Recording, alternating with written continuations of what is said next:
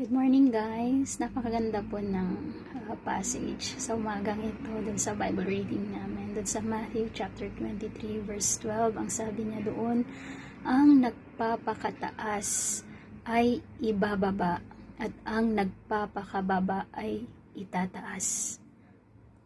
Sa Panginoon, ang pagiging dakila ay ang paglilingkod sa iyong kapwa at paglilingkod sa ating Panginoong Diyos sa mga gawain sa iglesia.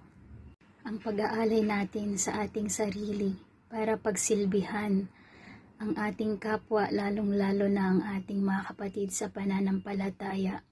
Yun po yung isang bagay na sinasabi ng ating Panginoong Hesus na pinakadakila sa lahat.